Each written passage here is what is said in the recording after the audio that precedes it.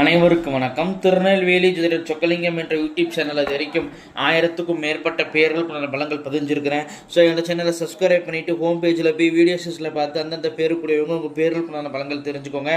குறிப்பாக அந்த பவதாரணி அப்படிங்கிற பேருடையவங்க உங்கள் குடும்பத்திலேயோ சொந்தக்காரங்களே நட்பு வட்டாரத்திலே இருந்தாங்கன்னா அவங்களுக்கு நம்ம வீடியோ லிங்கை தயவு செஞ்சு ஷேர் பண்ணுங்கள்.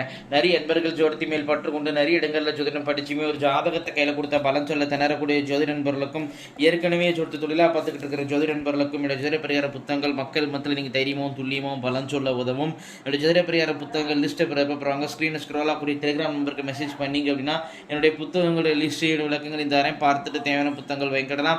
அஸ்ட்ராலஜிக்கல் கன்சல்டேஷன், ஜாதகம் பார்க்க, ஜாதகம் எழுத, பிறந்த குழந்தைகளுக்கு அரிச பேர் சுட்ட, திருமண பொருத்தம் துல்லியமாக பார்க்க, குலதெய்வம் அறியாதவங்க குலதெய்வம் அறிய, அஸ்ட்ரோ நியூமராலஜி, அஸ்ட்ரோ நேமாலஜி, ஜாதகமே இல்லாதவங்களுக்கு பலன் சொல்ல போன்ற அஸ்ட்ராலஜிக்கல் கன்சல்டேஷனுக்கு தாராளமாக நீங்கள் நினைக்கலாம்.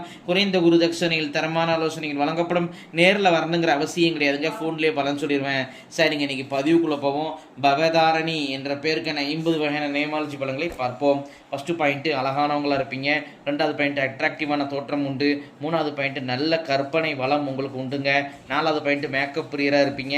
5வது பாயிண்ட்டு சொந்த ஊர்லேயோ அல்லது பழகின ஊர்லேயோ தான் வாழ ஆசைப்படுவீங்க. 6வது பாயிண்ட்டு பூர்வீக தொட்டு மாறி இருப்பீங்க. 7வது பாயிண்ட் அலைச்சல் விரும்பியாக இருப்பீங்க. 8வது பாயிண்ட்டு தந்திரசாலியாக இருப்பீங்க. 9வது பாயிண்ட்டு எதையும் யோசிச்சு தான் முடிவெடுப்பீங்க, உடனே முடிவு எடுத்துட மாட்டீங்க. 10வது பாயிண்ட்டு சுகவாசியாக இருப்பீங்க.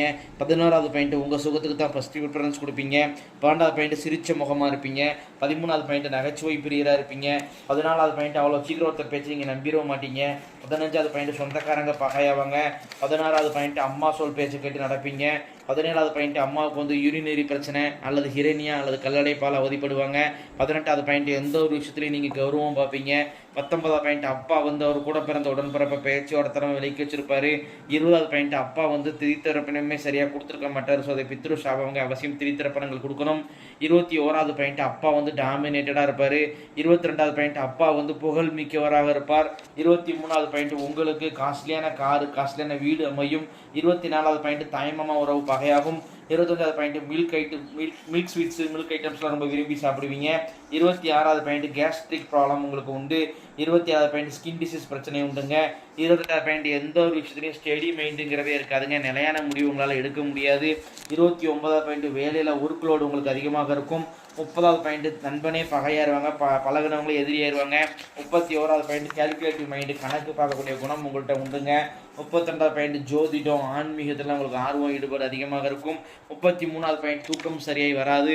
34வது பாயிண்ட் தாய்மாமாவுக்கு வந்து மன வாழ்க்கையில் பிரச்சனைகள் உண்டு. 35வது பாயிண்ட் கன்னி உண்டுங்க. குடும்பத்தில் கன்னின்னு சொன்னால் குறைஞ்ச வயசில் இறந்து போன பெண் குழந்தைய தான் கன்னின்னு சொல்லுவோம். அது அவசியம் வழிபடணும்.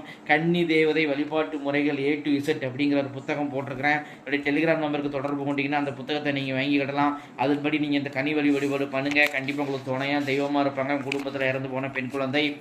36வது பாயிண்ட் அம்மாவுக்கு வந்து போராடக்கூடிய குணம் உண்டு. 37வது பாயிண்ட் அப்பா மேலே அதிகமான பாசத்தையும் கடந்த பக்தி உண்டு. 38வது பாயிண்ட் அப்பா குடும்பம் வந்து கோவில் கும்பாபிஷேகத்தில் முக்கிய பங்கு வச்ச குடும்பமாக இருக்கும். 39வது பாயிண்ட் அம்மா வழி உறவினர்களை வெறுப்பீங்க. 40வது பாயிண்ட் உங்கள் பூர்வீகத்தில் வந்து குலதெய்வம் போக ஒரு அம்மனை வந்து உங்கள் முன்னோர்கள் அப்பாவெல்லாம் வழிபட்டுட்டு வந்திருப்பாங்க. 41வது பாயிண்ட் மாமனாடன் கருத்து வேறுபாடு உண்டு. 42வது பாயிண்ட் திருமண வாழ்க்கையில் திருப்தி இருக்காது. 43வது பாயிண்ட் கணவருக்கு வந்து எப்போதும் ஏதாவது ஒரு ஹெல்த் பிரச்சனை இருந்துக்கிட்டே இருக்கும். 44வது பாயிண்ட் அழகான கணவர் அமைவார். 45வது பாயிண்ட் கணவருக்கு 2 பெயர் இருக்குங்க, வச்ச பேருன்னு கூப்ப பேர் ஒன்றாக இருக்கும். 46வது பாயிண்ட் கணவர் வந்து கண்டிஷன் போடுவார். 47வது பாயிண்ட் வயசு வித்தியாசம் உள்ள கணவர் அமைவார். 48வது பாயிண்ட் நீங்கள் வேலை பார்த்தாலும் சரி தொழில் செஞ்சாலும் சரி அதில் கண்டிப்பாக நீங்கள் புகழ் அடைவீங்க. 49வது பாயிண்ட் நல்ல கௌரவமான வேலை கௌரவமான தொழில் உங்களுக்கு அமையும். 50வது பாயிண்ட் உங்களுடைய ஆத்மார்த்தமான தெய்வம் முன் ஜென்மத்தில் நீங்கள் ரொம்ப வேண்டி விரும்பி ஏற்பட்ட தெய்வம் இந்த ஜென்மத்தை அரபாலிக்கு நிற்கிறது யார் அப்படின்னு கேட்டிங்கன்னா மூகாம்பிகை தாய் தாங்க. இத்துடன் பவதாரணி என்ற பேருக்கான 50 வகையான நேமாலஜி பலன்கள் முடிவடைகின்றன. இப்போ பேரை வச்சு 50 பலன் சொல்கிறேன். ஜாதக தட்சணால் அதிகமாகவும் எவ்வளோ துல்லியமாகவும் சொல்லுவேன் அப்படிங்கிறத யோசிச்சு பாருங்கள் நண்பர்களே. ஸோ ஒரு முறை அஸ்ட்ராலஜி கன்சல்டேஷனுக்கு வாங்க. நன்றி நேர்களே, நன்றி, வணக்கம்.